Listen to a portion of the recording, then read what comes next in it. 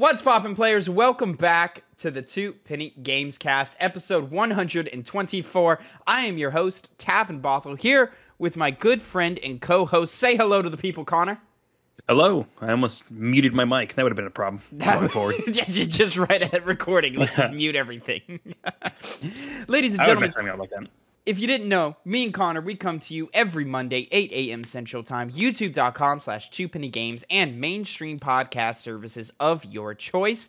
And we bring you the new news concerning the video game industry. We each come to you with two topics, 2 pennies, if you will, and we give you our 2 cents on them. But if just talking about video games isn't enough, you want to see some gamers have some true gaming moments, hop on over to twitch.tv/2pennygames, in which every Tuesday around 2 p.m. Central Time, our good buddy Phil, who will be joining us later this episode, plays games live on twitch.tv/2pennygames every Tuesday. I already said that. Also, I jump on Twitch as often as I can. I'm a college student. I work a lot. I do a bunch of stuff, but I try to stream when I can.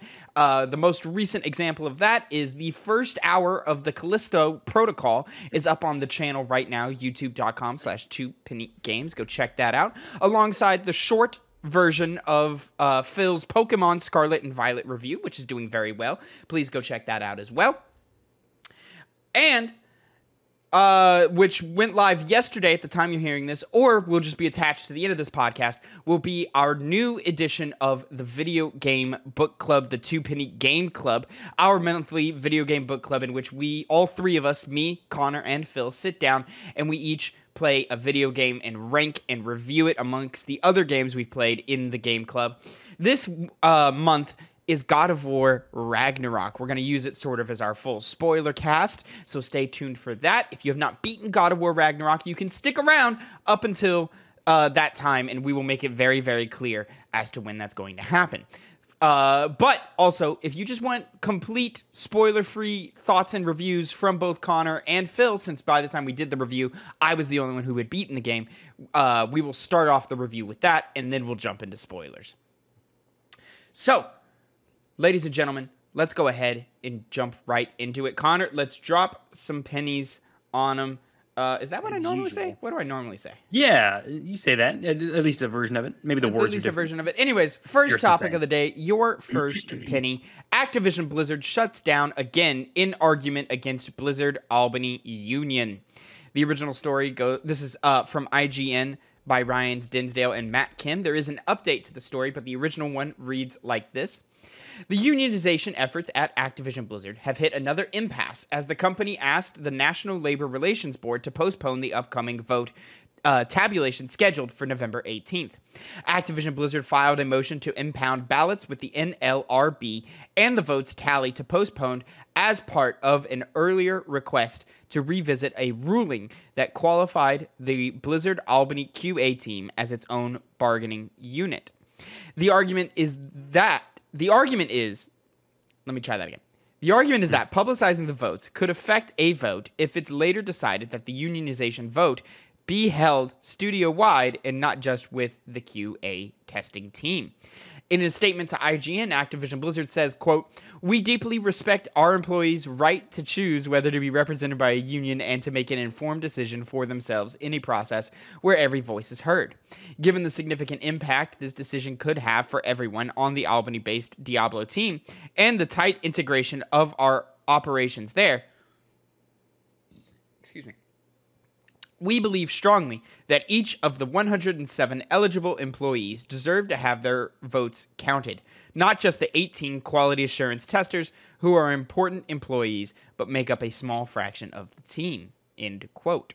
The CWA countered with their own statement saying, quote, "Sadly, it's no surprise that a company that has reportedly tried to silence its employees, including by hiding reports of sexual violence, would want to muzzle workers' voices once again by trying to stop them from voting in a union election."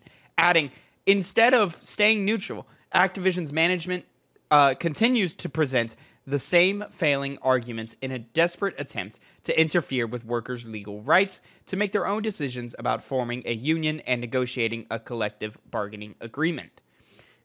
Excuse me. And then in an update to the article, Activision Blizzard has once again been shut down in an attempt to alter the unionization efforts of its Blizzard Albany QA team.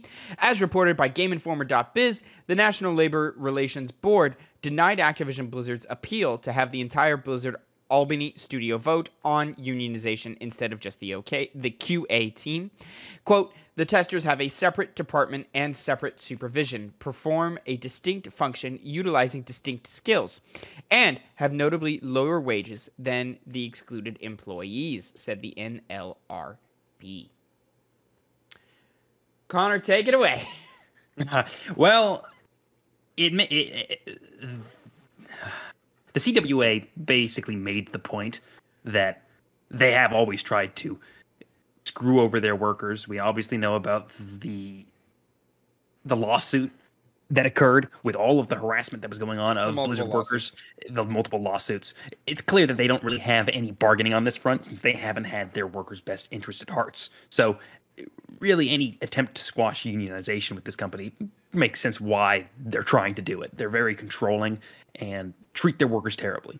It's public knowledge at this point. It's become a joke as far as the video game world is concerned. It's no surprise. Like, obviously they're going to try and attempt to squash them whenever they can, and they failed to do so, which is some of the best news we've heard on this front, because obviously the lawsuits didn't really go anywhere. There weren't really anybody that was punished. It kind of fizzled out. The worst it's done is be a stain on their entire marketing. And everyone always thinks when they look at Activision Blizzard, it's a horrible company that treats their workers badly. So even though that's been cathartic enough to see what their actions have cost, it's actually good to see some kind of, prevention of them to continue doing it. So we're not going to constantly be getting more headlines in of them doing worse and worse things and no real justice being served. So even though this isn't exactly the best news you can get from this whole situation involving this company, it's a welcome one, despite the backdrop of what it is they're trying to exactly do, which is prevent them from being able to have just a small voice. Because it's not even the whole company, it's just the QA unit. So they don't want anybody to have any kind of control over that at all. Yeah, and I think it being the QA unit is very specifically important in this story. I agree with you. This is mostly just an update. Yep, just another, flash in the pan, another step in the process of this entire Activision Blizzard story, which we've been covering for well over a year now. And it is good to see that that Activision, the corporate side of Activision, is not making progress in covering up more of their issues. Hearing from the QA team specifically is important. QA is very often the mistreated whipping boy of the games industry. So very often underpaid, overworked, and appreciated. So it's even more important in giant corporations like this, which we know treat their workers unfairly, which we know have harassment up and down the chain, to see, hey, what is the, for lack of a better term, the bottom of the barrel team deal with on a day-to-day basis. And I'm happy to see that they are specifically getting a voice, and they are specifically voting to say, hey, no, this is what we're dealing with here. Until the next update, that's what we got for you this week. But, we at Two Penny Games, we like to take care of the people and focus on the people here. And we will continue to do so with our next topic, which is about the Elden Ring devs Fromsoftware. Connor, this is another article from IGN by Logan Plant. Elden Ring developers compare working at Fromsoftware to playing Dark Souls. Elden Ring is one of the biggest video game success stories of 2022, but now its developer Fromsoftware is making headlines due to rumors of crunch and low pay at its development studio. Unfortunately, like so many wildly successful AAA video game titles, it didn't take long for conversations of crunch, long overtime hours, and low salaries to surround the developer Fromsoftware. The discourse began in March, shortly after Elden Ring's release, first spotted by The Gamer. It turns out that a handful of Fromsoftware employees were turning to a Japanese job board called Career Connection to discuss poor working conditions and low pay. For context, Career Connection is essentially a Japanese version of Glassdoor, where current or former employees can leave reviews of their employer to inform potential future applicants about working conditions at a company. The reviews from Fromsoftware left on Career Connection range from 2012 to 2019, with Fromsoftware's employee satisfaction rating sitting at a 2.6 out of 5 stars. Employee reviews cite low compensation for the workload, 40 months of overtime per month, no maternity leave, and more. Now, months after folks started to notice the reviews of poor conditions at Fromsoftware, GamesIndustry.biz has revealed more stories from FromSoft employees about what it's like to work at the Elden Ring developer. According to the report, multiple sources said there is, in fact, quote, some level of crunching at FromSoftware.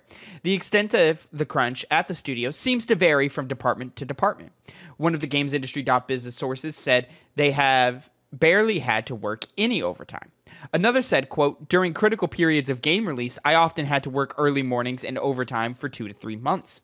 One source claimed that overtime wages are only half of their usual hourly rate, which differs from most Japanese companies where hourly wages usually increase in the late hours. Fromsoftware employees also spoke about how low pay at their studio. One source said their salary is not adequate, and added that their co-workers felt the same. According to the data on Career Connection, the average annual income for a Fromsoftware employee is 3.41 million yen, which comes out to just under 25,000 US dollars. It is worth noting that the yen is very weak to the dollar right now, so that direct conversion from yen to USD may not be entirely representative of the employee compensation. However, Fromsoftware operates in Tokyo, where the cost of living is higher than most other places in Japan. Even with some negative accounts, other Fromsoftware employees said working at the studio has been a great experience. One employee even likened it to Fromsoftware's own Dark Souls, saying, quote, there's a lot of struggle to get things right, but if you get over the hump, it is very satisfying. It's just like you defeated a boss in Dark Souls. Elden Ring publisher Bandai Namco announced a pay raise for all of its employees following the success of Elden Ring, so we'll have to see if Fromsoftware follows suit by raising pay for the developers behind the game. Okay, so a lot in there. Yeah.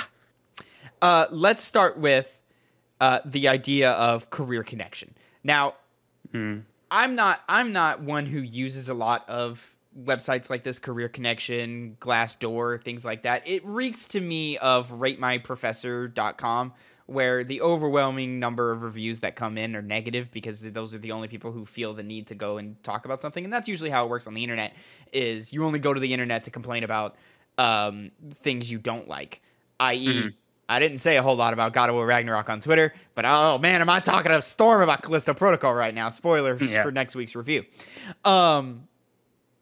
So maybe that has something to do with the 2.6 out of 5 stars on Career Connection. But the fact that there's repeat reportings of this, it keeps coming up. It keeps happening. And Fromsoftware being a very prolific developer in the modern age of gaming, I think a lot of that has a lot of weight. You can, connect a couple of dots from the outside looking in and say, all right, there's probably a good amount of crunch that's going on over there. It doesn't seem like it's an active thing that happens all the time with everybody. It seems to just happen every once in a while for bursts of time, which is unfortunate. The big thing that bothers me is that they don't get paid more for their overtime. They get paid less. Yeah, that's a clear example of abusing the power you have over your workers, because overtime's not really a choice. You have to do it, which understandably happens, but to cut their wages in half, that's strange. Even by our standards, you don't do that. No, yeah, that's not something that happens. No, it's really not. Which that's too specific of an issue just to be like a lie. I have a hard time believing someone just said that without there being any truth behind it. Yeah, that's a problem. And then also, like, comparing wages, it's hard because it's, the Japanese yen versus the US dollar, but $25,000 annually doesn't get you very far in the United States. So I imagine 3.41 million yen does not get you very far in Japan, especially when Fromsoftware is based in Tokyo, which, as the article says, is more expensive to live in than other parts of Japan. It's probably very close to, like, living in Los Angeles compared to just living in, the outskirts of California where you're in the suburbs or somewhere. So all of that's very concerning, very upsetting. And the quote about, hey, working at Fromsoftware is like playing a Dark Souls game, that's a symptom of crunch culture.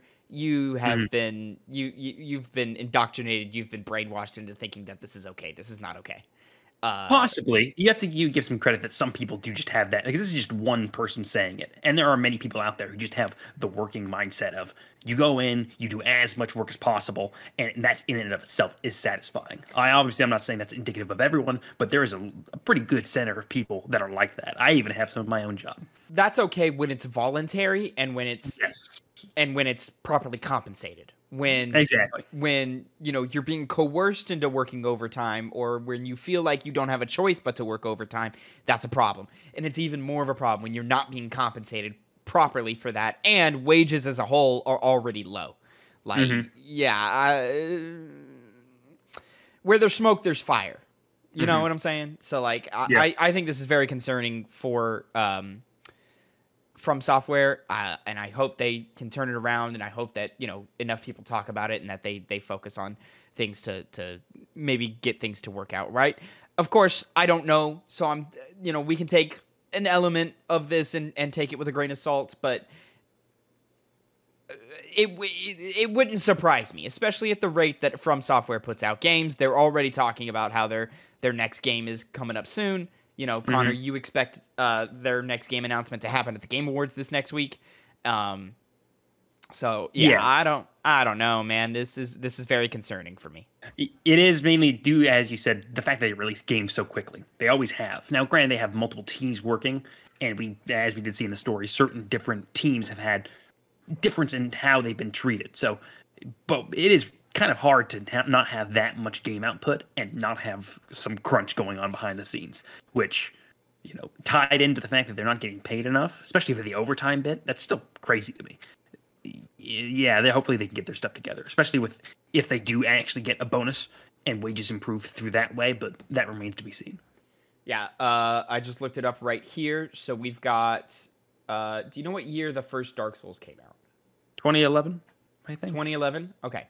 So 2011, Dark Souls 1, Dark Souls 2, 2014, Bloodborne, 2015, Dark Souls 3, 2016. So that's 3 years in a row that you're hitting things. Dark Souls Remaster happens at some point here, which they handled that internally, correct? Or was that like a Blue Point thing? No, that was it. That was internally. That was internally? Yeah, there you go. The remaster for Dark Souls 1 happens at some point in there. Sekiro, Shadows Die Twice, 2019, and then Elden Ring, 2022. So no less or no more than a 3-year gap between games, from Dark Souls 1 to 2, from Dark Souls 3 to Sekiro, from Sekiro to Elden Ring, and Elden Ring being their biggest and most massive game. From that, you assume that ate up the majority. I think clearly they're working with two teams. There's one team spinning a plate as another one's working on something else. So I imagine whatever their next game is probably the Sekiro team working, which was probably the Bloodborne team working before that. But still, that's 3 to 4 years for every game. That's a healthy pace per team. Not to mention, from 2014 to 2016, they didn't miss a year without launching something. And DLCs are happening in between those for each and every one of their games. So, they're working hard and they're working fast. And let me see if I can find how big their team is. Actually, Connor, you find that while I go ahead and read the next headline that we've got here. So, just to add on and tack on what we've got going on with the Fromsoftware team here. Dark Souls creator Miyazaki has, quote, no idea what made Elden Ring such a hit. Elden Ring director Hidetaka Miyazaki participated in a Q&A session with media during the PlayStation Partner Awards, where he was asked what he thinks is the reason for the game's runaway success. Quote, honestly, I haven't analyzed it much, Miyazaki replied. Quote, it's true that sales were higher than those of our previous games, but I have no idea what that reason was. So even if I wanted to reproduce that success, I wouldn't be able to, he laughed. He said that he intends to continue making games, quote, the same way as before, without allowing himself to be affected by the success of Elden Ring. Quote, I try not to think about it too much because I think it would be a bad idea to analyze it deeply and to consciously try to replicate it in another game, Miyazaki said. Article then goes on to talk about, how he's happy with Elden Ring's success and so forth, which I'm sure he is. Elden Ring is the biggest success story of the year. So congratulations to them on that. But I just hope it means they're not killing themselves to put out these hits after hit after hit after hit after hit. Exactly. Connor, what do you have any number for me or anything for? I do. Yeah, for the employee count of Fromsoftware as of 2022, it's 349. So okay, that's a big team. That's a big sizable team. Yeah, I'm assuming they've hired more and more people as the needs have grown with how many games they put out and the quality of them as well. So it makes sense that it's that size. I know, ridiculous scale. I'm expecting their next game to be quite large as well. Maybe not as big as Elden Ring, but definitely, not on the smaller side. Yeah, you'd think. What's their smallest game? Do you even know? I want to say it was Dark Souls. The first one? No, Demon's. No, Demon's Souls might have been a little bit bigger than Dark Souls. I don't know. No, it's probably Demon's Souls. Okay. I might be wrong about that, though. But for the most part, they're all like approximately the same-ish size, right? 30 hours? I'm probably not the best person to be asking about these maps because they go winding and down and under, and it's kind of hard to measure how big they are, especially because there's no map, traditional map. Anything else that we need to add on to this story of Fromsoftware? Do you have anything else to put in here? I mean, I guess just based off his comments, it's nice that they won't be getting stuck in Elden Ring being the way they need to make games, especially making another Elden Ring, because all it needs is a DLC. It doesn't need anything else beyond that. A good DLC, maybe a two-parter. FromSoft has always been really good at their DLCs. Surprisingly, they never did one for Sekiro, but Elden Ring would definitely benefit from it. So hopefully, I'm happy that's all that they might be doing. And other than that, they decide to move on to new things, like making another Sekiro. Because Sekiro was a very fun game. It was a great game. Game of the year, I don't think it is. It was. It deserved it. It's got the accolades. It's got the sales. Yeah, Three Houses deserved that one, but they didn't nominate that one. Wait, was it the same year? That was the same year. Yeah. Because Three Houses didn't even get nominated, which I think is the robbery there. But after playing Sekiro, I know you're hard on it. I don't know, man. That's a tight race. I don't know. Damn. 2019 was a pretty good year, man. Not gonna lie. It was a good year. Mm-hmm. It was a good year. Moving on. Third topic of the day. This is gonna be my first penny of the day. Nintendo speaks on them canceling the Smash World Tour. This is from Matt Kim, again by IGN. Days after news that Smash World Tour would be canceling its final 2022 championship and 2023 tour, Nintendo has offered a lengthy statement over the decision to not offer a Smash World Tour, to not offer SWT a license to host Smash Bros. Events. In a statement to IGN, Nintendo said its, quote, decision was solely based on our assessment of the proposals submitted by the SWT and our evaluation of their unlicensed activities, Nintendo added. Quote, any partner that we grant a license to has to meet the high standards we require when it comes to the health and safety of our fans. It's also important that a partner adheres to a brand and IP guidelines and conducts itself accordingly to professional and organizational best practices, Nintendo writes. Quote, we use this same approach to independently assess all partners. If we discover that a partner is doing something inappropriate, we will work to correct it. Earlier this week, organizers of the Smash World Tour, one of the largest third-party Smash Bros. Fighting game tournaments, announced that it will cancel its final event of the year, as well as its 2023 events, after Nintendo declined to issue them a license to carry on Smash Bros. Fighting tournament events. The organizers of SWT published a lengthy Medium post regarding regretting the events, claiming that, quote, without any warning, it was told that it could no longer operate. Organizers also revealed that it was in negotiations with Nintendo to receive a license to operate Smash Bros. Tournaments, and that Nintendo even noted how SWT did not infringe on their IP. However, this point is seemingly disputed by Nintendo's statement, which implies any partner must adhere, quote, brand and IP guidelines, end quote, set by the company. Nintendo also reiterated that it verbally let the organizers of SWT know that it would not be asking to cancel the 2022 finals, quote, because of the impact it would have on players, and saying that, quote, the decision to cancel the SWT 2022 was, and is still, their own choice. Organizers of SWT say that it will offer full refunds to attendees of its now canceled 2022 event. Ha! A little bit of he said, she said. A little bit of he said, she said here going on here.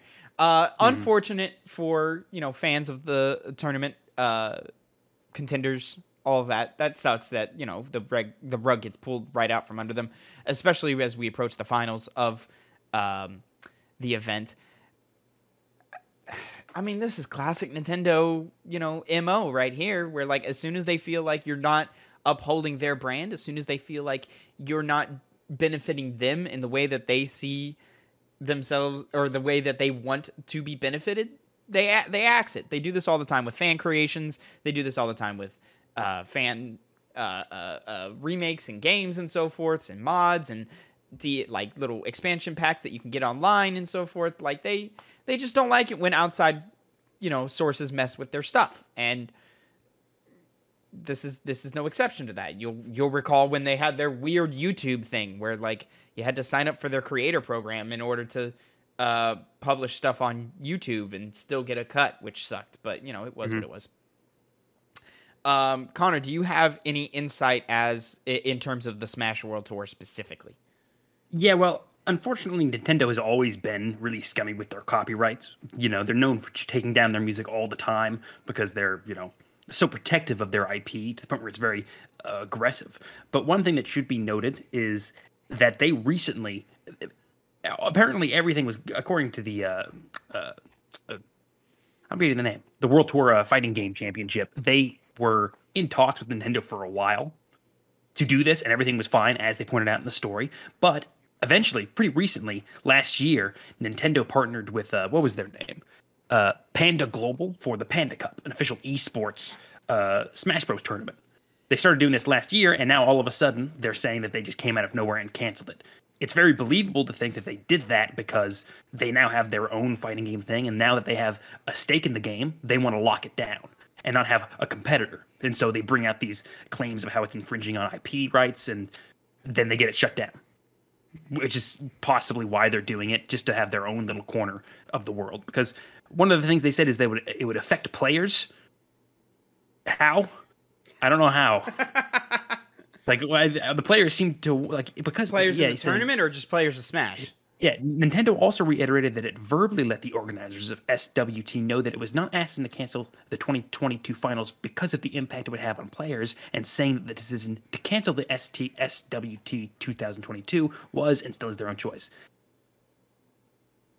It's just, I assume that is in reference to players in the tournament.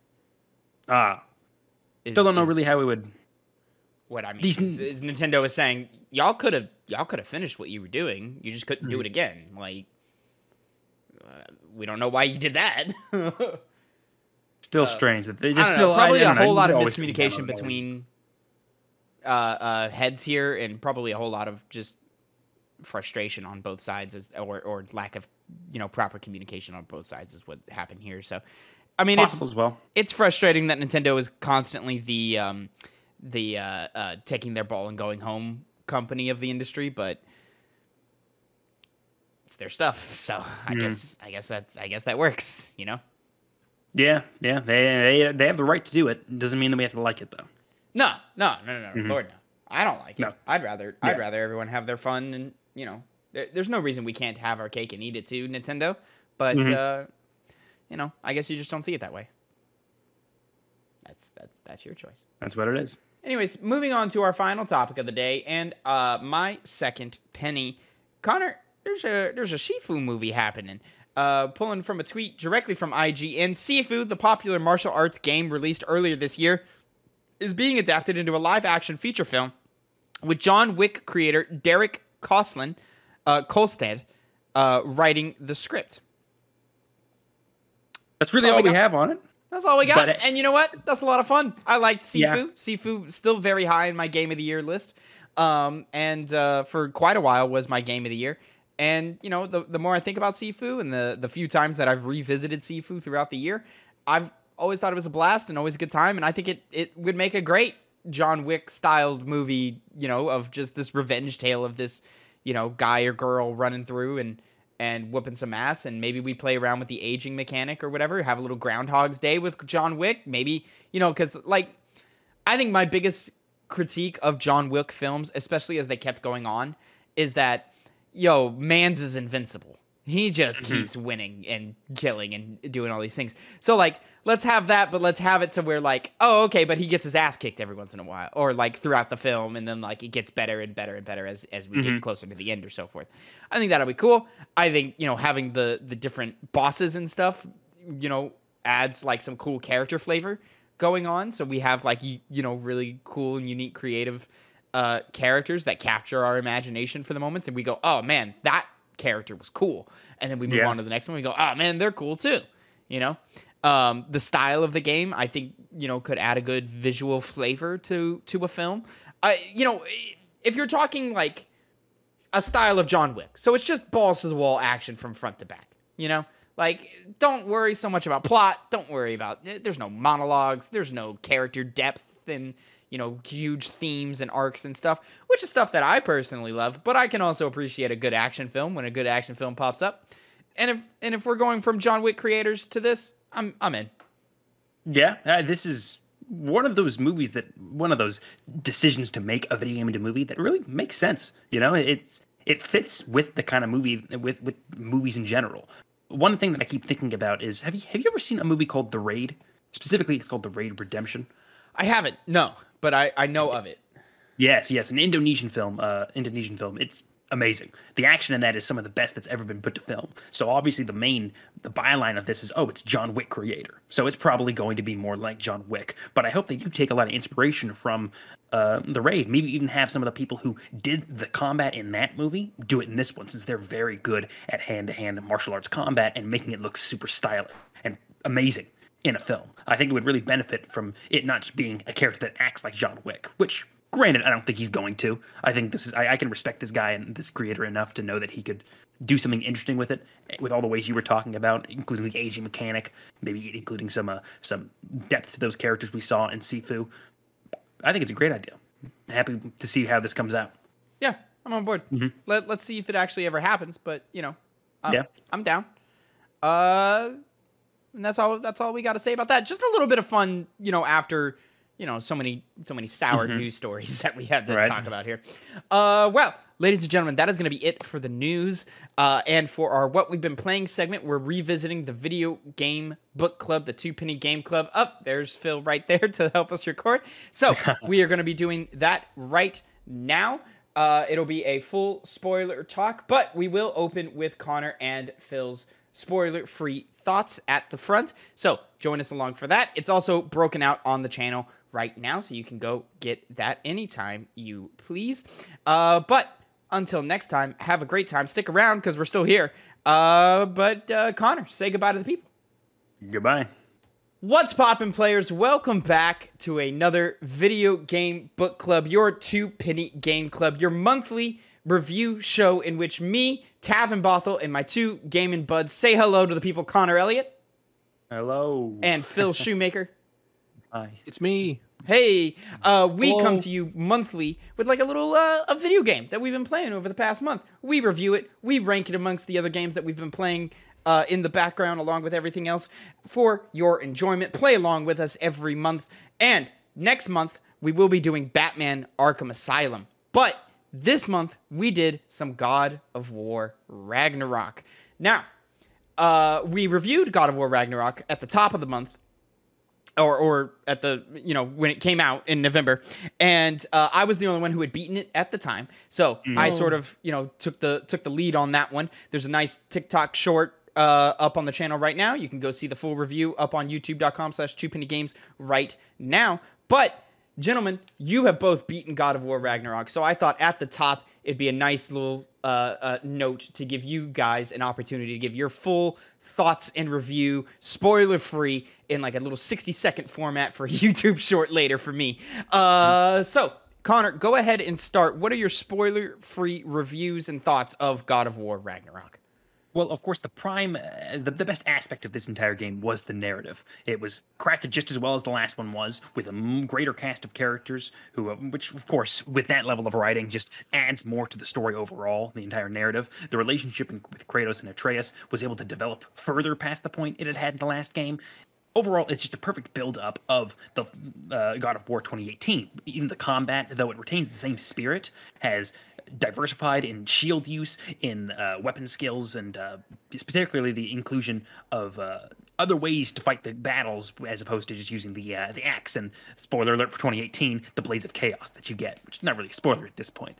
The gameplay was fun, and the graphics and the performance of the game were amazing. Really took advantage of the PS5 and led to one of the best gaming experiences of 2022. Perfect. Phil. Isn't that funny that like God of War 2018, that is a spoiler that the Blades of Chaos are in them? Like, yeah, it's right? a God of War game. It's a God of War game, but it was a spoiler. I remember when we were doing the hype series for it, I was telling you, I was like, don't watch any God of War Ragnarok trailers because the blades were in them. Phil, your review. Cat's out of the bag. Yeah, so I'm sure I sound like a broken record. The front runner in this entire game is the narrative, the writing, characters, their interactions.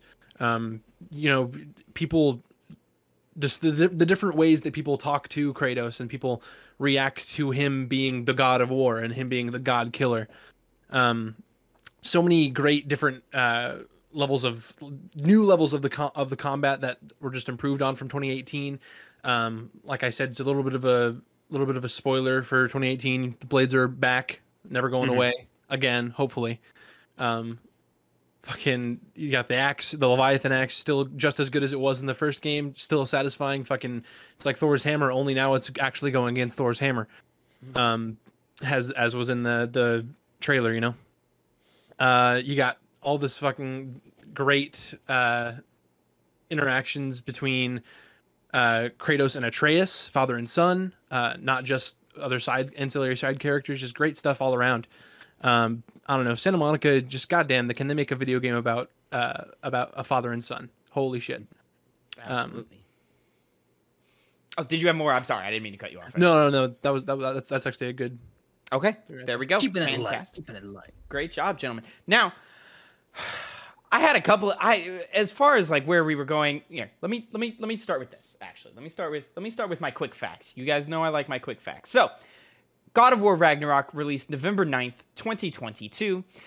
We don't have definitive sales yet, but as of right now, we do know that it sold 5.1 million copies in its first week and is now currently PlayStation's fastest selling first-party IP.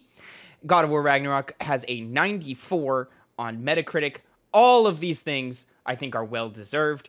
It is what I think it is Sony's prime game. I think it's the best game they have to offer on slate. Premium cut of beef right there. Yeah, I think it is the perfect symbiosis between gameplay and narrative, like where like other games may lean more heavy on narrative and have lesser gameplay or better gameplay but lesser narrative. This one strikes a great balance right in the middle. Me personally, there might be a little too much combat in this game, but like when the gameplay is this fun, is that really a complaint? I don't know. Maybe I was just greedy for the next story beat. Couldn't tell you. How does this game rank in comparison to the first one for you, gentlemen? Is it better? Is it worse? Is it par? How are you guys feeling? I think it's kind of in the realm of what people would call a perfect sequel. It takes everything from the original and just improves upon it. Adds new systems in there, throws in extra characters. I don't know. I think it's just a gigantic step forward, and I think it's just I'd say it's an overall better experience than 2018. Yeah, undoubtedly so. The main credit I can give to God of War 2018 over Ragnarok in terms of which one's better, even though ultimately as a package Ragnarok is better. When it came to the impact of 2018 coming as it did, with its narrative force, not starting the whole trend of narrative focused gameplays, but being the next culmination of it at the time. it really still overall impacted me more when I first played it than when I first played Ragnarok. Ragnarok, I wasn't like shaken by any of the things I was seeing, but it was just a clear improvement over the fast game, which I think deserves, the credit of being an improvement over the last game overall. Despite that little caveat I had, it really did improve. Speaking to that, I think it's because 2018 was new. It was a rebranding of God of War. It was something we had never had before. This is more of that again, but just bigger and arguably better in every way. The game's been out for a minute now, so the internet has formed their opinions on it. I'm seeing a lot of people saying, hey, the pace was a little off. We rushed a couple of story moments. It doesn't seem like people like the Ironwood segment with Angrboda so much when you're playing as Atreus, which I agree, that's a little long in the tooth. Probably could have been quite a bit shorter. For me, that's like the only slog. Yeah, and I know on replay that part's going to slog. But again, speaking to what I think is the perfect symbiosis between gameplay and narrative, it's not like the Mary Jane segments in Spider-Man, or it's not like some of the slower moments of Naughty Dog games where you're like, fucking Christ, and you put the controller down. It's like, all right, I'm not having as much fun, but the gameplay is still entertaining, and there's enough combat to keep me engaged. There's enough like, hey, player, don't get bored in that bit to where like even on replay, I'm sure like I'll still play through it. It's not like literally every time Mary Jane comes up on screen when I replay Spider-Man, I put the controller down. I'm like, all right, I've had enough tonight. Sometimes when I load the game back up, for example, I did it like a few weeks ago, I loaded it up and it was the beginning of a Miles Morales segment, and I was like, ugh, all right, let me do this real quick. But when I do that on replay with this one, I don't think that segment will have that issue. But yeah, no, I agree with Phil and with most of what Connor's saying. I think it's a perfect sequel. I think it's head and shoulders better than the last game, especially in its narrative and its performances. The scale is just so much bigger. Nice clipping there. The scale is so much bigger. You guys can't see the gameplay, but I've got B-roll rolling. And yeah, I love this game from front to back. And I'm excited to replay it. Where like 2018, I don't know if I'll ever be like, oh yeah, let me go replay that again. Maybe just to get the full scope of the full story again. But, that story, granted, it's a more personal, more intimate story between Kratos and Atreus. But just for whatever reason, it just doesn't resonate with me nearly as much as this one does. And yeah, I don't even know where else to go with it other than it's just more great stuff from the last game. I guess just to cap off gameplay, let's get the big one out of the way in gameplay terms. How great is that drop near spear, boys? Drop near spear is fucking phenomenal. Oh, yep. Man, oh man, do I fucking love that. It's my personal favorite of the three. I fucking love it. Yeah, it's very good. I like the effect of being mainly used to stun things and attack very forcefully. And I loved the light attack that it had, the light runic attack where you go across the entire room. Really freshened up gameplay to be able to have that level of mobility, which you also get with the onslaught shield, which ultimately I ended up staying with for build reasons. Is that like the double tap where you just rush them? Yeah, and the longer distance away. That was one I used to. That was fun, but I like the functionality of the Iron Tower shield more. But the fact that it gave you these options to try and change Connor, which one is that? Is that one of the first ones you get? The one that is has like it's like the second option, not the counter one, but it's the one where like you just don't get stunned. Yeah. Okay, got it. Yeah, and so you're just a lot more sturdy, and I can go. I was a little more partial to the like the chart, like the what I don't know what it's called, but it's like Star Shield.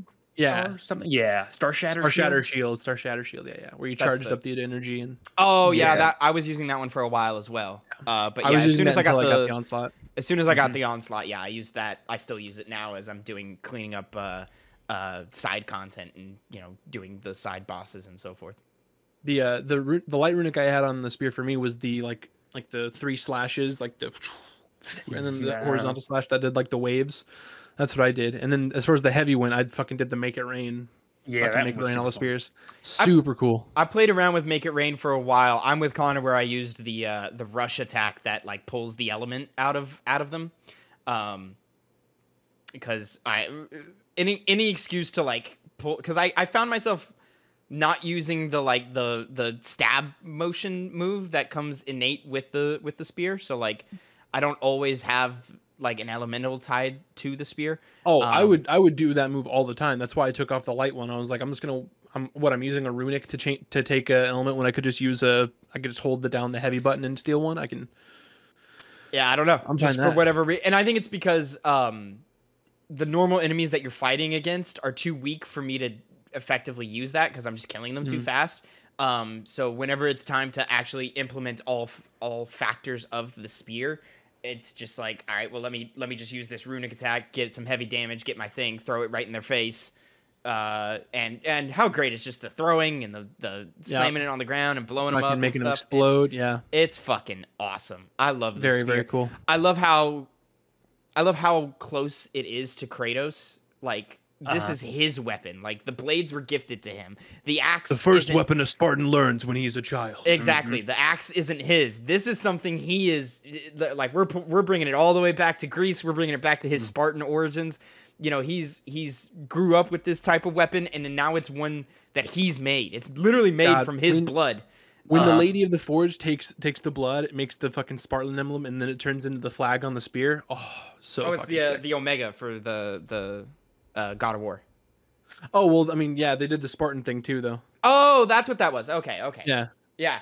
I fucking love. It's like the emblem that's on all the Spartan shields, like the little arrow thing. Got you. Yeah. Okay, I missed that. But yeah, that's fantastic. And then let's go ahead and address something Connor critiqued in the main review of this game. Connor, you don't like Atreus? You don't like playing as Atreus? Not anymore. I came around more on it. Ultimately, he is an inferior combat playable character to Kratos. But he's supposed to be. He's supposed to be, but it makes me worried about if they're going to do more with him in the future on how they're going to improve him. It's more of a down the line kind of thing that always was like worrying me. While in the game itself, though, yeah, he evened out. He got some extra things to help him fight, like the sword that would do wave attacks. He got Freyr's sword. Yeah, he had the obviously his rage mode helped a lot, and his oh my god, his rage mode is so badass. Oh yeah, it is. God. Fucking turn into a wolf and just rip people's heads off. Fucking eat people. So sick. Yeah, so its place in the game made more sense. I was worried it was going to go in a bad direction after I'd initially started playing as Atreus back in a review. How many weeks ago was it? It's like 3 weeks ago. Yeah, 3 weeks ago. So in that time frame, I have come to like it more. But it's really just a worry thing at this point. Yeah, in the game, it functions well. And for narrative purposes, it is good to follow Atreus and solely Atreus as opposed to always being alongside Kratos. So he did need to have his own combat in there to make things more fresh. It bleeds into what they were trying to do with Atreus, which is just make him his own man. He's no longer following Kratos in his footsteps. And I think that's the journey that the two really go on in this. And it's a classic father or just parent thing where like you have this thing from birth and you take care of it and it follows your lead and it follows your word, but eventually it starts deviating and wanting to take their own path and become their own person. It's that classic like little bird leaving the nest, like trying to function without one another. And my heart broke in a good way. It was so heart. It was a heart fulfilling moment of Ragnarok at that end at Ragnarok, and Atreus is freaking out and he goes, okay, hold on, close your heart to it. He's using those lessons, and Kratos goes, no, I was wrong. That works for me. It's not going to work for you. Don't do that. I don't want that for you because that's not what his mother wanted. Yeah, that's not what your mom wants, and to be honest, that's not what I want for you because that led me down a dark path, and it's just not you. Like, you are your own person, and you need to... The thing that's great about you is that you do care. I don't care. But you do, and that's what's great about you. So please open your heart to all these things. It gives him more strength, yeah. And it also strengthens Kratos as a character, as someone who has improved, but ultimately isn't this radically different person. He ultimately, even though his purposes are good now, he doesn't do any of the bad stuff he used to. He still has that mentality of, being more of a nihilist, not seeing the point in helping people as much as Atreus does, even though sometimes he does want to help people, like reuniting the dead father with his son. That was something that he cared about personally. It was one of the side quests. I don't know if you guys did that one. Yeah, he's in Svartalheim, Yeah. So it added on to the character of still being himself, but also improving, as we see with the storyline with Thor's family, which is the next thing I wanted to get to. Because going into it, I was like, okay, it's going to be this big brawl between the Aesir gods and against Kratos and Atreus, but it turns out they were a lot more divided due to the events that took place in the last game, in addition to the fact that both Thor and Sif kind of realized they did mess up in a way and they needed to be better as well, and it created this whole other aspect of tension and humanity that you wouldn't expect to be given to these guys off the backs of 2018, where we spent the entire game talking about how evil they are and all the horrible things they did. And even though Odin lived up to that, even though there was some more Odin is just a tyrant, man. It's fucking crazy. But you also see that desperation of why he did it. He's kind of a pathetic person in that way. Yeah. And so it's a flaw of his character that grew worse and worse and worse, in the same way Kratos, his flaws of anger, grew worse and worse and worse and led to all of the downfalls that happened in the last game. Just that introduction of it was one of the best parts of the narrative. Oh, absolutely it is. And just to touch on a few things that you spoke on, I love, when you're walking around Asgard as Atreus, and you're listening into people's conversations and the closed door conversations between Thor and between Sif, and you realize that's like, fuck, they know they screwed up with the two sons that we killed with in the last Magni and game. Modi. Yeah, they know they screwed up, and they're trying to do better with Thrud. And arguably they are doing better with her, but they're still having their own missteps and so forth. That's so real. That's so like, it's just such they're all just do. people. Yeah. Like we came into this game thinking that they're all just going to be this terrible fucking piece of shit people, like most of the gods you took out in the original trilogy of God of War. But they're actual people. They're actual characters. They have actual problems. And it's just so like believable and well written and well performed across the board that it's just like, fuck, man, this is some heavy stuff. And if you're not paying attention, you're not going to pick up on it. And I think this also recontextualizes the old God of War games, because you just said, Phil, that the gods from that game were bad, and multiple of them were. Zeus was horrible, Ares was horrible, but was Athena horrible? Was Poseidon horrible? None of them. What did they actively do against Kratos, though, other than the designs of Zeus and Ares? Athena had her own selfish goals. Like, she was trying to use Kratos for her own selfish goals. Like, that was the end of God of War 3, was she was trying to use him with the sword or whatever, and then he was like, "Fuck you! I'm not going to do that. I'm taking myself out." It's very much hope. It's very much like all of them are manipulative. All of them have their own like secondary goals and plans and stuff. And it all bleeds into 2018 and builds who that character is. But it was just so one note back in the day that just to compare and contrast the two, it's just like, fuck, man.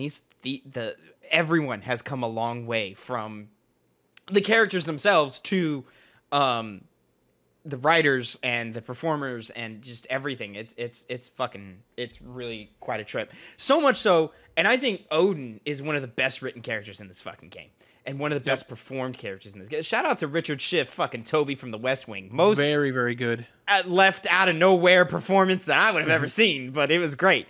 It's like right from the jump, as soon as he comes into to Kratos' shack, he gives off like this vibe of like a mob boss. He's like a fucking like he's like, you do this for me, I'll take care. I'll get my ex off your back. And I love that it's like Kratos could just say yes, and all of it would be so much easier. But because of the lessons he's learned from his original trilogy and throughout 2018. He doesn't want to be a servant to another god ever again. And so and I love the quick, simple, no. Like, it's just, no, I'm not doing that. And that's great. But I think Odin is so well written and so well performed that I wasn't sure he was actually a bad dude. Although for a long part of the game, for a lot of the game, I was sitting there, I was like, until like the last, like, I want to say, I mean, as soon as that big reveal happens, that's when it's like, okay, he's a bad guy. Yeah, no, for sure. 100%. I was sitting there, I was like, are we right in attacking this dude this much? Like, you guys say he does a bunch of awful shit, and you've told us stories throughout the whole last game and some of this game. And Freya's got her personal grudge, but like, Freya, it doesn't sound like you were the dopest person back then either. Like, it just for the most part, we're just hearing Mimir and Freya talk about how they all had all this shitty stuff happen between them and Odin, and we haven't witnessed any of this firsthand. How can we be sure? And it's literally like even Kratos and Odin have like a little meeting in Svartalheim, right after you get the spear, where like they're talking shit back at each other, and I'm sitting there, I'm like, all right, yeah, he's an asshole, but like, is he really like the ultimate villain? And it's not until that switch happens with Tyr where you go, oh, motherfucker, you were manipulating me the whole time. Okay, no, you are an ass. Okay, no, let's go get this fucker. Yeah. Right from the jump, we never had Tyr. Never had. Oh, that's so great. Oh, Connor, you don't even know because you haven't done any of the side stuff, man. God. That fucking twist, dude. Fuck, like, man. So, Connor, if you go back to Niflheim, which is where all of the ravens are hanging out, you know what I'm talking about? Mm-hmm. Niflheim. Why am I forgetting that? It's the blue thing. It was in the last game, but it was the smoke. It was the smoke area with the poison smoke everywhere and stuff. But in this one, it's just like a big blue area with like a big tree and all the ravens you're killing are hanging out there. Mm-hmm. You know what I'm talking about? Did you do any of that? I don't think I did. Did you never go to Niflheim? No, I didn't. Why the fuck did you dude? What the fuck? So you killed ravens, right? You killed any ravens? Yeah. You didn't hear them say, "Hey, maybe we should go check out the tree." No, never once. Well, if you never go there once, they're never gonna say, "Hey, let's go check out Niflheim." I guess they're never gonna do that. No. So if you go to Niflheim, Connor, there's a reason for killing the ravens this time around. It's not just for shits and giggles. Every I don't know, 6 or 7 ravens you kill, they give you a new piece of gear. Well, I have a lot of gear then. You got some gear to catch up on. Yeah. But at first you think it's just that. And then there's also like a combat practice thing. Yeah, it's if you get new like runics and stuff, like new runics to try out. It's just stuff to try it out. I tried it once and I was like, there's no point to this other than to just experiment with it's like a training arena. All your stuff recharges a lot faster, you know, you can just experiment. But after you beat the game, if you go back there, a new path is opened up and you find Odin's prison, where he imprisons everybody that he has a problem with. And, you know, you see, like, old dwarves and old monsters and just a bunch of, like, random side characters. There's a lot of cool things you can pick up and read there and get backstory and so forth. But and at the very bottom. At the very bottom, the deepest level of the prison, which is kind of tricky to get to, Tyr is there. The actual real Tyr is there. Well, I know what I'm doing. Yeah. So it's not even. So here's the thing. It's not even the people that he has a problem with. It's all the people that he was using magic to change into. Oh, that's yes. He needed them to actually be alive and be contained somewhere for him to take their appearance. And okay, you know, we're pretty late to the spoiler cast thing. So like, you know, all the IGNs and the Kind of Funnies and the GameSpots and whatever, they all have spoiler casts, and they actually, you know, have contacts to the game director, and he talks about like. Yeah, Odin's fucking with you the whole time. When you first go to Svartalheim, there's apparently a dwarf that's standing on top of a bridge and spits down at you. That's Odin. I remember that guy. That's Odin? Yeah. Oh my god. They really made him an asshole. Yeah, it's just something, they don't even touch on it. Like, it's such like a thing of like, just they know, but they're like, yeah, that's Odin. And I'm like, that's fucking funny. I'm guessing you'd probably find the dwarf's model in that area. Yeah, he's wearing different clothes, but the model is there. Yeah.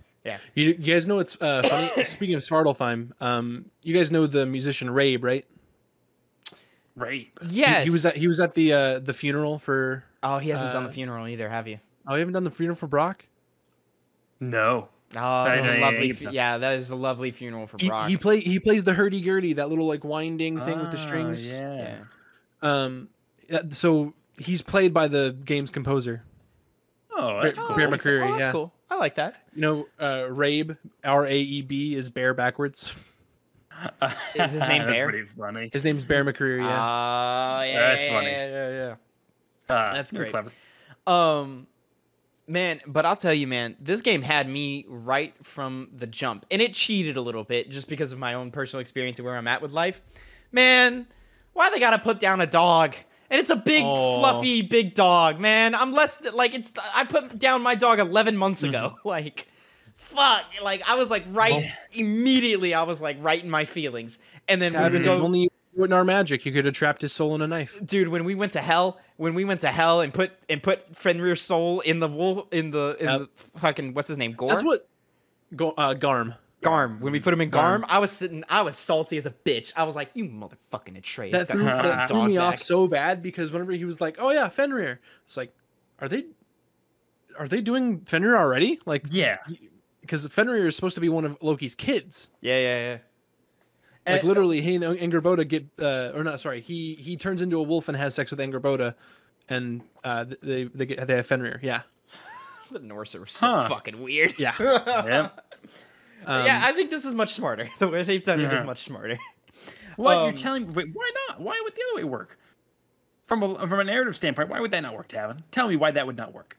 Explain in detail. I'd rather why that would not have work. bestiality Anyway, with but easily yeah, like a so 14-year-old girl. they have little Fenrir, and he's all sick, and he can't chew his own food, and it's all sad, and so they put him down. But like he does this magic that I guess he doesn't know is a spell, but it's just something that he's heard people do before. So he does it, and then little like sparkly blue things happen. Yeah, I think it was just more of like an instinct thing than a And then that's basically how the giants would preserve their souls, and they put themselves into these marbles. And they're so subtle with it too, because like there's the like multiple blue lights that come out. That is Fenrir's soul, and only one of them like goes into his knife, and it's very subtle. Like I didn't even. Yeah. I didn't fucking notice.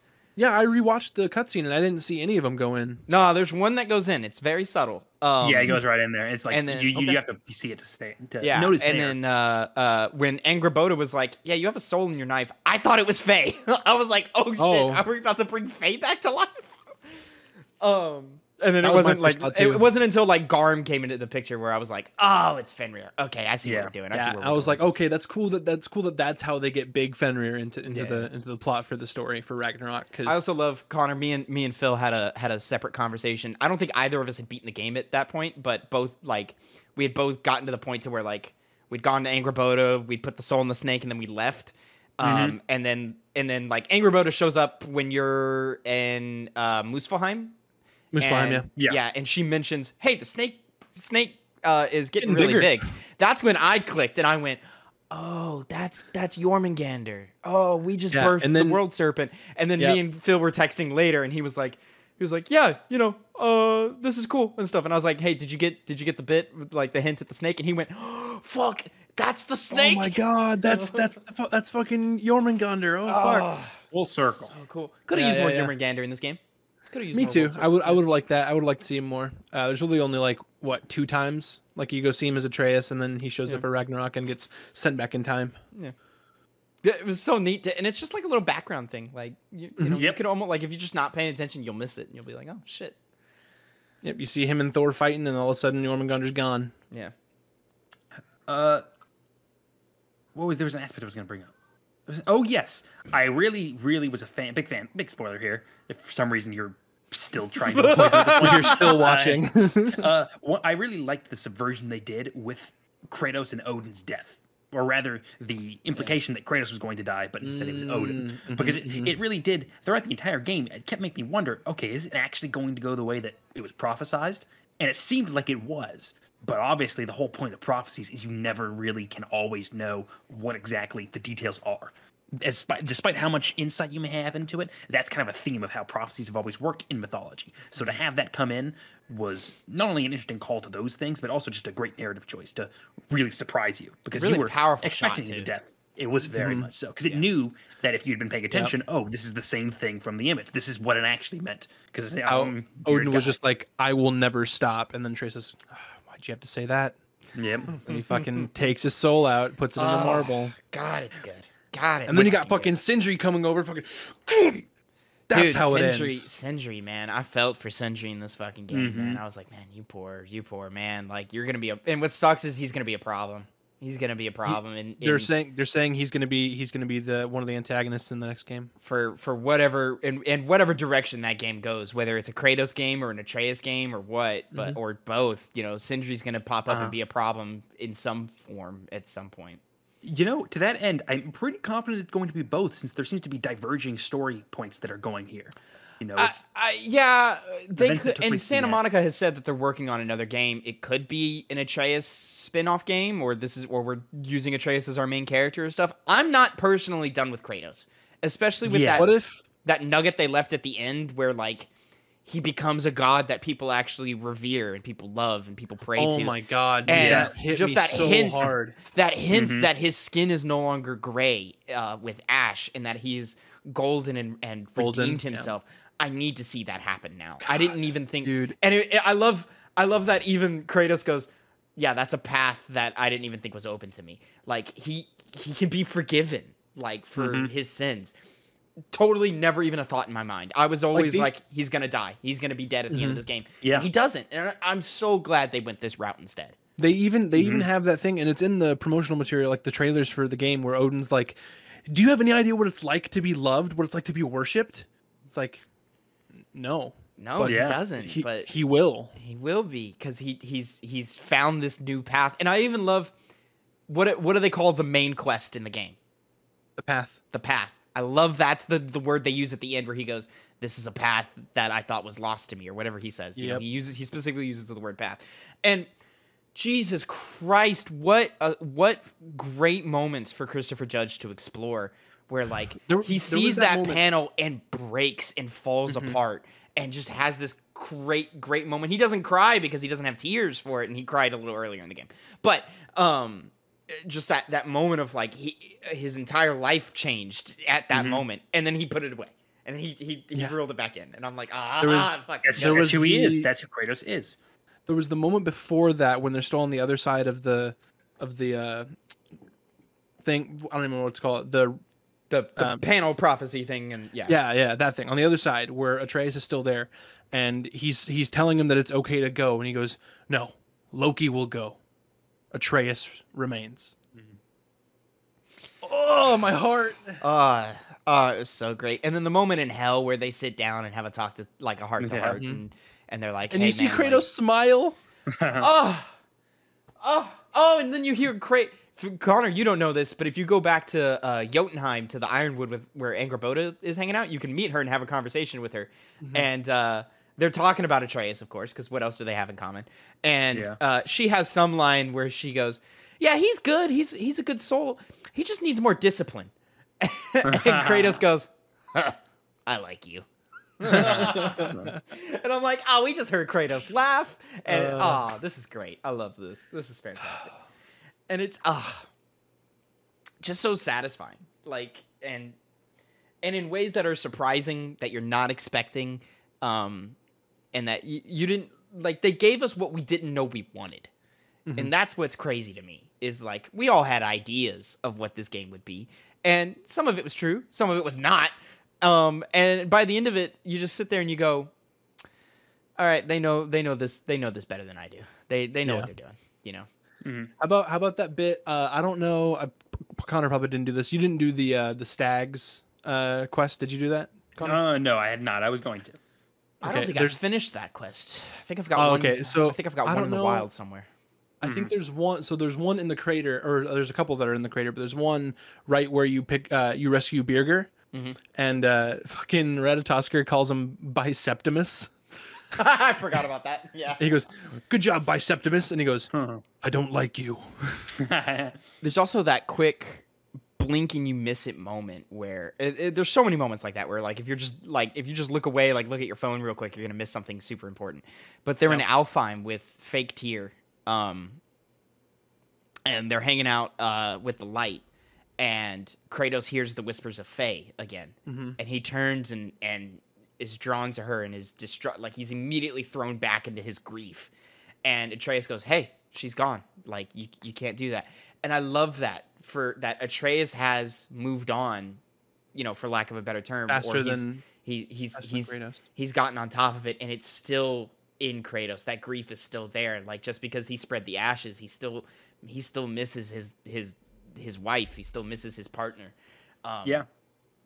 Also, another thing, I was not expecting to see Faye in this game. To see her. Oh yeah. Literally first half an hour.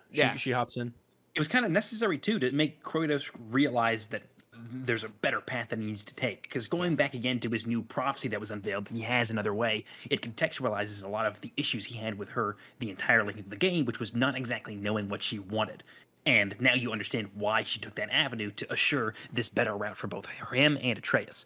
And it contextualized everything for him. It made him a lot more. What's the word I'm looking for? He gave him some conclusion to his grief. That's what. So, if the last game is about like relationships and like broken ones specifically, and how You know, you're not your past. This one is, you don't have to be what other people say you are. That's what this one I think is. Is it's so there was the bit at the end when it's revealed that there was that whole other side to the story that Faye specifically took off of the walls in Jotunheim so that they wouldn't see the whole story, so that they could prevent that from happening. Yeah, I mean, if they don't know, if Kratos and Atreus don't know the prophecy, then there's a chance that the prophecy happens exactly how we see it. There's a growing resentment between the two, and Atreus may actually end up killing his father or working for Odin or something like that. Like there's that whole moment where for me it happened in Svartalfheim, but I think it happens like wherever you're on a boat or like in a fucking sled or whatever. But Mimir's asking about, he's talking about like prophecy or something like that, and then Kratos is talking about how there are many tales of people from his land that have prophecies that they try to avoid, and in doing so end up bringing upon themselves. And I think that's just a huge part of this game, and that's like what this main thing is. You know, people can't tell you who you are. You find your own path. It's and not for Faye to keep all of those secrets, like. And it like at some point, like it's gotta suck, especially for Kratos to be like, yo, you were my partner, like I told you everything and you hid literally everything from me. So like there's gotta be a part of him that's wrestling with that. And I think they show that, you know, subtly in some moments. But if she doesn't do that, the destructive path that could have, you know, come about because of it, like the ending of this tale could have been very, very different, very tragic. And yeah, I just hats off at just how well they've executed on this narrative.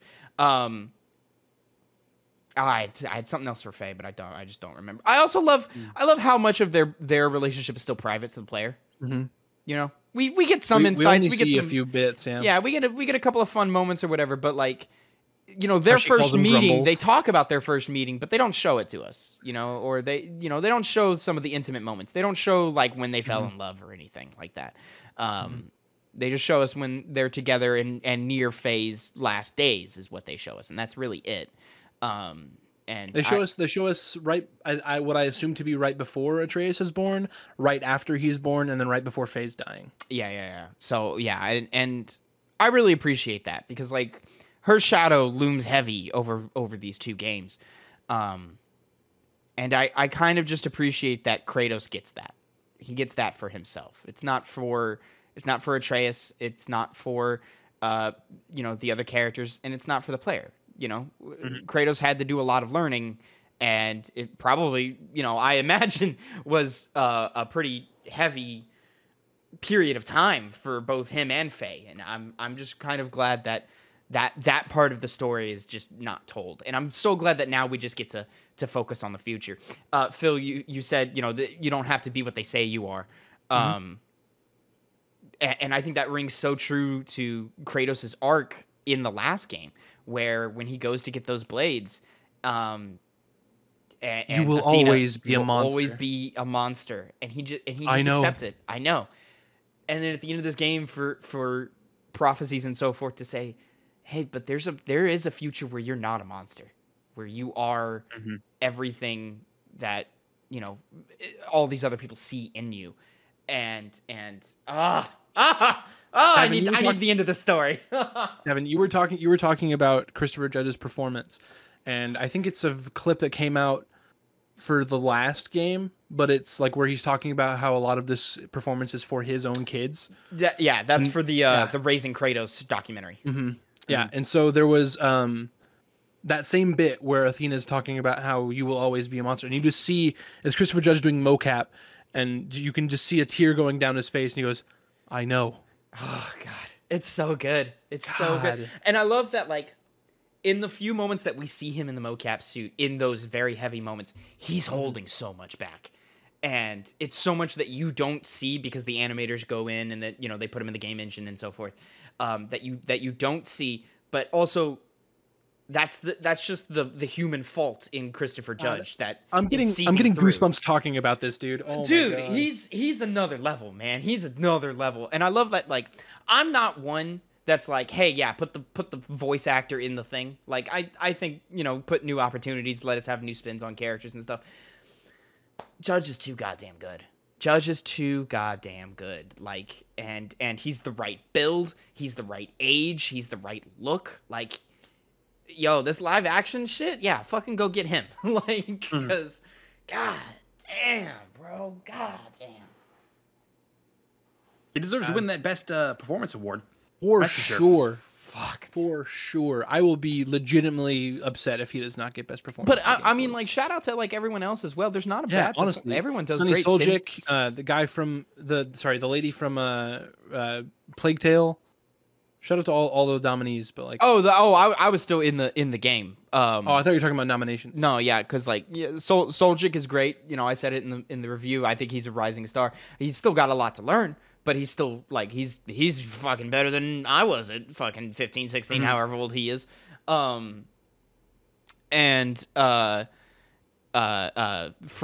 Freya does so great, and I wasn't in love with Freya's arc in this game, but her performance was so good that I was like, all right, yeah, I forgive any like missteps.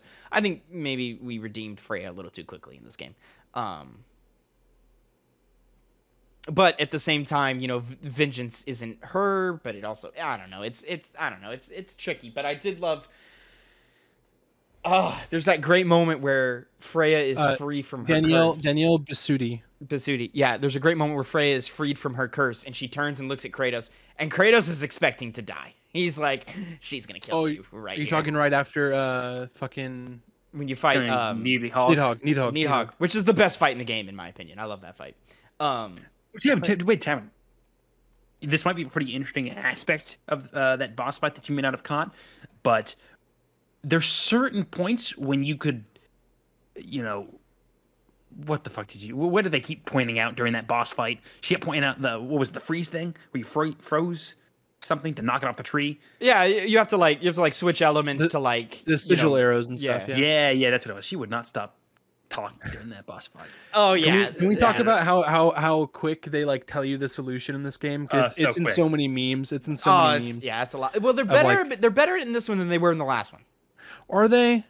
When it comes to the puzzles, yes. Fast. The puzzles I got to solve in this one. Okay. Last one, it was too quick of like, hey, look at that, and I was like, all right, well, fucking let me there's so many. It out. Here, there's literally like you're walking up to a Nornir chest, and there's like a little pyre for you to light with the blades, and fucking Atreus is like, hey, you should try lighting that pyre. They still do it for sure. Yeah, they still do it, but for me, it gets out of hand in the combat where they're constantly calling out, "You're on fire, brother." It'll pass. Oh, yeah. I know it'll pass. Like, thank you. There's a little timer on the screen that tells me I'm on fire. I have the visual thing for it. Thank you. Brother, look at the timer that has a little flame on it. And then, where was I going? Oh, but that moment where she turns and then, you know, she has her great piece where it's like, there's always going to be a part of me that will hate, but, you know, I can put that to the side and recognize that, you know, you made the choice. You made the right choice or whatever. And then she walks away, and the camera lingers on Kratos. And there's just a moment where he goes, like he just exhales, and he's like, "Holy shit!" Because I think in that moment he puts himself in her shoes, and if it's him, he doesn't make that choice. He kills in that moment. But I don't know if this Kratos kills.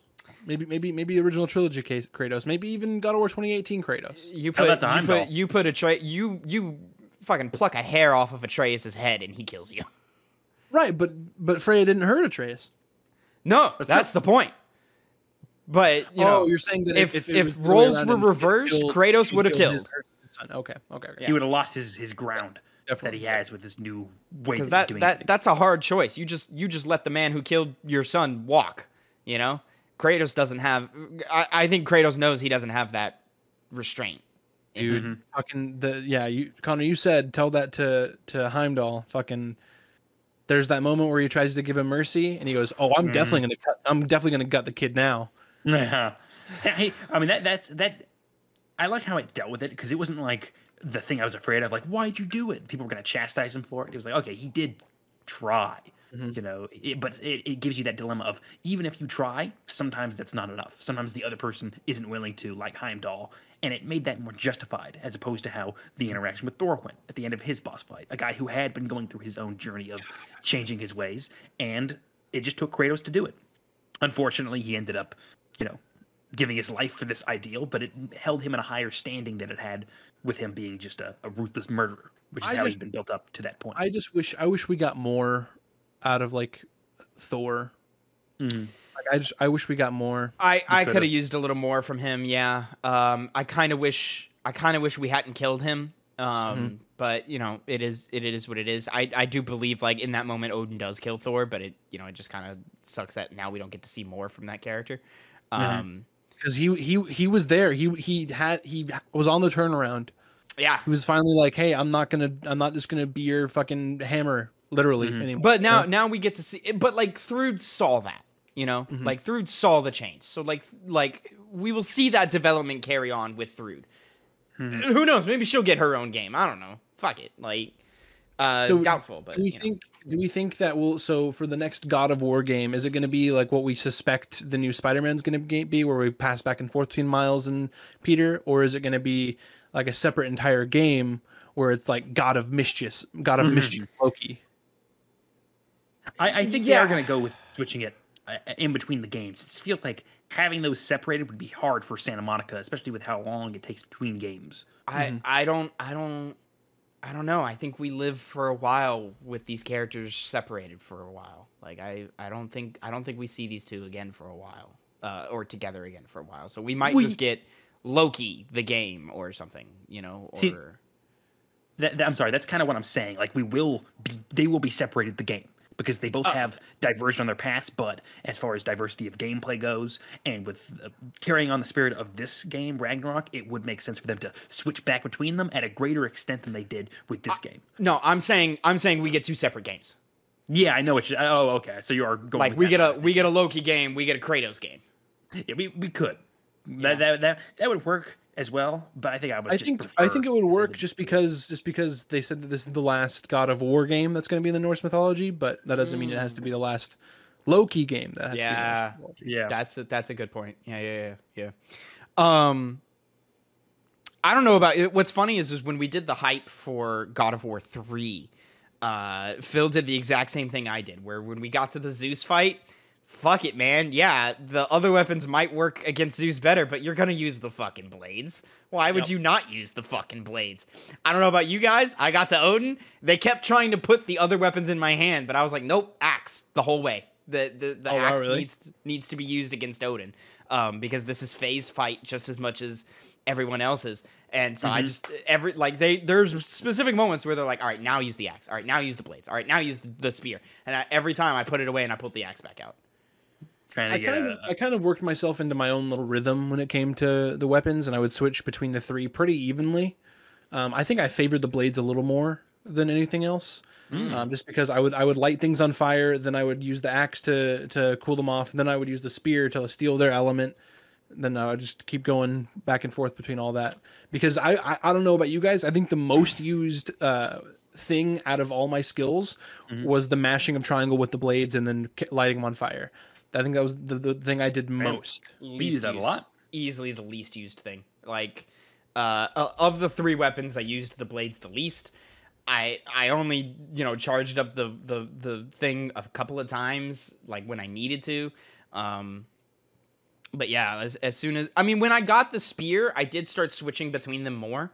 But yeah, I spent a large majority of this game just using the axe, and then because the spear was new, I was like, let me use this fucking spear as much as I fucking want, like, because this is the shit. But yeah, the blades got less and less use out of me. It's kind of inverse for me. Yeah, I was a fan of the axe, but overall my abilities that I used the most were those. I cycled similar to you, Phil. I wanted to use as many as I could, but my main ability use was swapping through those runic attacks specifically, since they could just deal high amounts of damage, get rid of bosses' health bars super quick. You don't just get 4 of them like in the last game; you get fucking 6 of them. You're fucking you're cycling through so many weapons, and it's just like it's just a little more fluid to where you're switching just a little faster.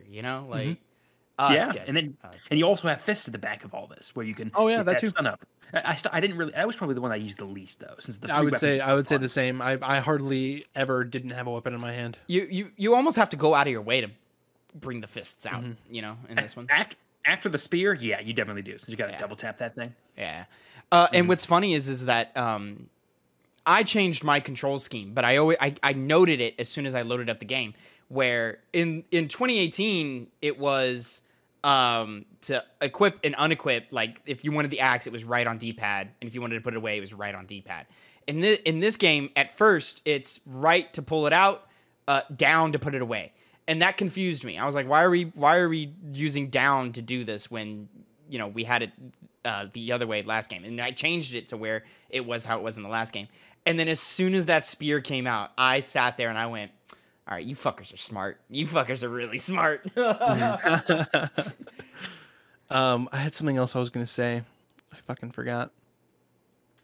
I mean, there's just so many fucking moments in this game. The more you use an ability, the stronger it gets, and you can add different aspects to it in the menu. Loved that so much. That was great. you had ones that you could up the element damage that did to it. You did ones that just straight up damage, some that up stun. Some that like if you're doing this move, you won't get you know stunned yourself or something. Yeah, great, great little fantastic. Just that tiny little tweak did so much. I still feel like, and this is probably my biggest criticism of the game, is that its gameplay is not in depth enough to justify the depth of systems that are in there, like or the combat is not clean enough, not well put together enough to justify its systems. I think all of the little side attributes your armor and your weapons give you means almost nothing in this game. Like as long as you get to level 9, that's all that matters. Is just it's just get that big number up. Yeah, and it's so fucking frustrating when you're fighting a boss and you have the skill to do it, but like there are moves you can't avoid or block or dodge, you know? I'm sure like some fucking nerds online can figure it out, but like, you know, I think of like Sekiro where like I know I can get through Sekiro and beat every boss without getting hit once. I know I can. I haven't done it, but I know I can. This game, I don't think I can do that just because of the way the game is built. Like, I just don't think it's possible. And so it's really, really frustrating when I feel like my mastery of the mechanics is at a high, but because of the way the leveling system works, it's just damn near impossible to beat some of these bosses without leveling up your gear. Tavin, have you beaten the Berserker King yet? I've not. No, I'm still working my way through some of those Berserkers. Okay. Yeah. I think I've got like 3 more or something. I've taken out a lot of the duos. And I've just, you know, Dude, that trio one fucking sucks ass. The trio one was tough. It was the duo one with the fucking the brawler and then the dude with the 2 blades. That pair fucked me up real hard. But you're talking the trio where like one is ice, one is fire, and then one is just like one is constantly chasing you on your ass. Yeah, that one was tough, but like but you know I got around it fairly easily. But it was the one. It doesn't help that I tried to fight that one. I was still like level 6 or 7. So. I think I have the opposite issue where like the one that's like the put your dukes up, and then the one with the 2 blades. I tried to fight them at like 6 or 7 and I was getting my ass kicked. And then I went back to them and I was still kind of struggling, but I, you know, had a much easier time at level 8. I haven't gotten to level 9 yet. And the same thing with Gina, where like, I know I can beat Gina. Like, I know I can, but she has a few moves. Okay, that, like, I noticed that you're calling her Gina. Is it Gina or Gina or whatever? It's just Na. Na? Yeah. All right. Na, like, I know Na is like, I know I can beat that because like, she's easier than the Valkyrie Queen from the last game. She is, but like, just the way the leveling system works, it's like, I could bang my head against the wall and beat her at level 8, or I'll just go fuck around like I'm going to anyway for another couple of hours, go get level 9 and come back and crush her. Like, whereas like, what was her name? Sigrid? Sigrun, yeah. Sigrun, yeah, where it was like, I was level 9 and I was still like fucking sweating. Like, I was like, oh shit, man, this chick's tough, you know? Was I 9 when we did it on Hype? I can't remember. Yeah, you were. I was 9? Okay. Yeah. So yeah, I just this is not a game where like cranking it up to higher difficulties is fun in my opinion, because I don't think the systems equate to like that being a valid way to play. Connor, I know you played on a higher level of difficulty. What was your experience this time around? Well, you know, I actually changed it to regular because it is just an inferior way to play it on hard. The only two differences was that you died quicker and enemies' life bars were a lot larger. So you would just kind of it already kind of felt like you were hammering away at things in normal. More spongy. Yeah, and so it felt like I was just doing that ×2 in hard mode. This is very much like bullet sponge, but like with like melee weapons. The game, Yeah, you know what I'm talking about? Like, Arrow really sponges. Yeah, it's usually a lot more easier to tell that with a boss when you're fighting them with a gun, which is why that's so synonymous with not that rather than melee hits. But in this game, I really felt it. Yeah. So I kind of was like, okay, let me move on. More so in this game than even the last one. Like I felt like the last one, maybe it's because there was less enemy types, maybe it's because there was less things going on, you know, because there's more happening in every combat sequence now. But like, yeah, I don't feel the need to play it on hard difficulties, and I thank God every day that there's not play it on give me God of War difficulty trophy or some shit, because that would fucking suck. I think excuse me, sorry. I think my biggest gripe with this game, I've told you, Tavin, a couple times. It's the fact that there's only one way through the level, and you have to like get in. And there's no like fast traveling to the places outside of like going to the blue gate, then picking another blue gate to go to. I'd rather just open my map and then take me to a blue gate. Yeah, or something like Don't just make me walk all the way there. Don't make me ride a boat all the way there. Don't make me ride a sled all the way there. And it's so easily like you could have just wrote yourself around that, like, you know, because our mode of transportation is different now. Like it could have just easily been like Kratos draws a circle on the ground and hops through. And as silly as that would look, you know, like just have me do just turn. You know that cutscene where that. Or like that fucking Atreus did. Keep it the way it is through the main narrative, but once I roll credits, just give me the ability to go wherever the fuck I want. That too. I'll take that. I would take that because I'm just trying. Because the main reason I'm even revisiting this is so I can complete it. Is to come back and do things that I missed. In my first playthrough. And what's crazy is like, and I feel this way with 2018 as well. But like, I'm assuming New Game Plus is coming, like it came with 2018, because New Game Plus wasn't around at launch for 2018. It came later. Seems like every Sony first-party game is that way, except for Naughty Dog games. But New Game Plus doesn't matter in Naughty Dog games. And it's just like, just fucking let me have I want to replay this game for the narrative, because I want to experience that journey again. I don't really give a shit about any of that side stuff. Like, I'm going to beat the Berserker King once. I'm going to beat Na once, and then I'm never going to worry about that ever again. Just watch the cutscenes again, Tavin. No. No. That's not what I want to do. So yeah, but yeah, I fucking love this game. It does have the thing of like, dude, we didn't need combat here. Like the Angrboda section, you could cut that down by half maybe. And the take cave all section, you don't need that. All the combat out of that section, and it probably would have resonated just as well, if not even stronger. The issue with that, though, is that that's where they taught a lot of his things with rage. That's where they taught the rage thing. Yeah, I think just keep that part, and then I don't know. And gave him a lot more powers in that segment as well. That seems when he had that a bigger jump up in terms of what he can do in combat. I think it was necessary for the foundations of every other aspect of Atreus going forward. So I get it's just, do Draugr need to burst out of a wall when we're gardening? You know? Yeah, you're right. Does that need to happen? I don't know, man. But could have cut it down. At the same time, how about that boss fight? That was I like that boss fight. With the giant. Boss fight. It was cute. Yeah, it wasn't bad. It wasn't like breaking either. I wasn't like the Thor fight. I was like, okay, went on a little too long. I like that boss fight. Yeah, I thought it went too long. Yeah, I liked it. I thought it was cute. It was fun. But it's very much like. It's you know how like the Netflix shows always have like one episode too many where like we go on some like random side quest for an episode. That's what that whole section was to me. Yeah, but I do feel like that. Angrboda is such an important character to Loki and to Atreus' growth that I was like, all right, well, I mean, we can't cut it, like we can't get rid of it, but like, I don't know what the right answer is. Because at the same time, when I go to replay, I won't be bored, or I won't be like, ugh, I hate this, because the combat is there. I think we get rid of one of those segments when we're on like the giant yak thing.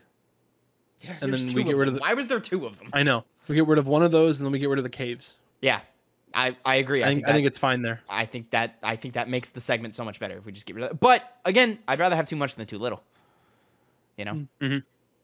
Or like, I don't know, maybe we just needed more inventive things to do. We didn't need to go on the yak and we got, what did we? We got fruit and then we got root. Did we need to get roots? Come on now. Yeah, to feed the wolves.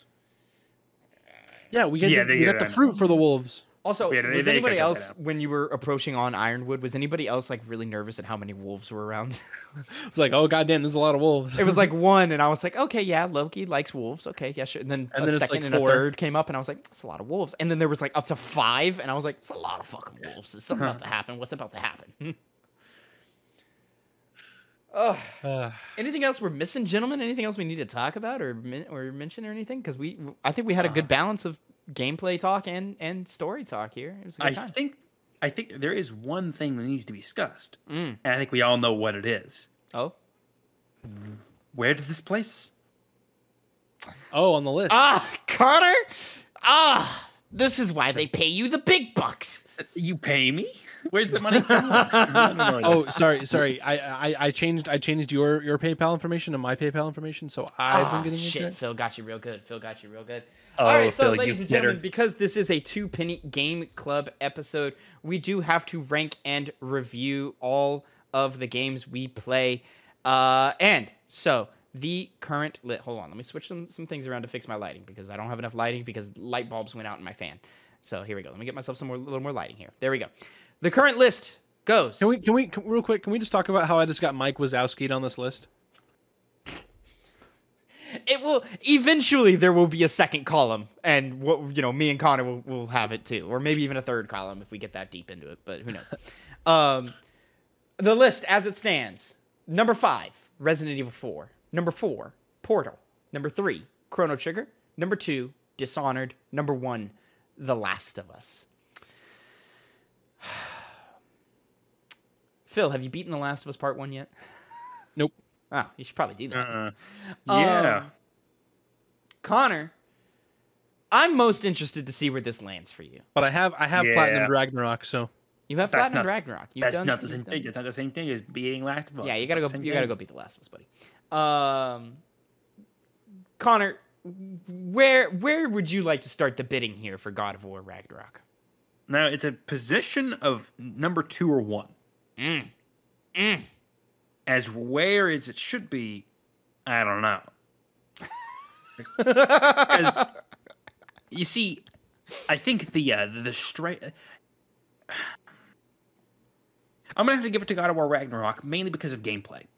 You know, I think the strong relationship between Joel and Ellie in The Last of Us is better than the plot points that and the character moments that are done in God of War Ragnarok. Not to, step on those at all, but God of War Ragnarok has so many moving elements to its narrative that puts it above it on a narrative scale, and in addition to just being a better gameplay experience than The Last of Us Part 1 is, I think makes it take the number 1 spot as far as the ranking goes in my eyes. Though the impact of Last of Us shouldn't be denied because it did start the trend of this. You don't get this game without Last of Us, yeah. Exactly. But I think I'm going to, especially in the sake of gameplay, cast that by the wayside and make God of War Ragnarok the number 1 pick for my vote. Yeah, I'm right there with you. I think it's number 1. It's actually not as hard of a fight for me. I think this game is better than the first Last of Us game. It's when Part 2 gets involved that I have to hem and haw and think about it and let Ragnarok sit for a little while longer because I've sat with Last of Us Part 2 for a long time. But yeah, I think this game's got more going on in every facet in terms of gameplay, in terms of narrative, in terms of character work. Like, I think the relationship between Kratos and Atreus has surpassed Joel and Ellie in that first game. With this one, if we were talking about 2018, I'd probably give the edge to The Last of Us. But in terms of Ragnarok, I think Ragnarok is better than 18, and I think Ragnarok surpasses The Last of Us Part 1 here. So yeah, for me, it's a number 1. Phil, I think I'm gonna shock you guys here. Big surprise here. Oh yeah, yeah. Ragnarok's number 1. Oh shit! No way. What? Fucking got him. Got him. This is a surprising turn of events. That's surprising turn. I'm full of surprises. So there we go, ladies and gentlemen. We've got ourselves a new number 1. That is God of War Ragnarok. Number 2, The Last of Us. Number 3, Dishonored. Number 4, Chrono Trigger. Number 5, Portal. Number 6, Resident Evil 4. Thank you so much for watching and listening. We will be back next month. Let me find the exact date. In memoriam for one Kevin Conroy, who passed away last month. We have nixed Doom, and instead on January 2nd, we will be reviewing Batman Arkham Asylum. I guess it'll be released that day, but we'll probably record it. It'll be yeah. So we will be reviewing that. So along the month of December, play along with us, Batman Arkham Asylum. I'll be playing through the and I imagine Phil will too. We'll be playing the Return to Arkham collection version of the game on PlayStation or whatever. Connor, I don't know where you're playing it. It's wherever you want. PC. So yeah, we're gonna be doing that, and then in January we're gonna be putting out some new rules, some new ways of progressing going forward and so forth. It kind of bugs me a little bit that Resident Evil 4 and God of War Ragnarok are on this list before their predecessors are. So that probably won't happen again. And then eventually we'll just go back and fix it through progress. But yeah, ladies and gentlemen, that is a conversation for next month. We have until the 2nd of January to finish Batman Arkham Asylum. That's going to be really easy for me because it's what? Phil, remind me. It's like 10 hours maybe? Like a 10-hour game, yeah. Yeah, it's really not that long at all. I think even Arkham City, in comparison to today's standards, like Arkham City still not isn't that big as it used to be, thought of at least. But anyways, that's to be discussed at a later date. Until next time, everyone have a great time. Gentlemen, go ahead, say goodbye to the people for me. Bye.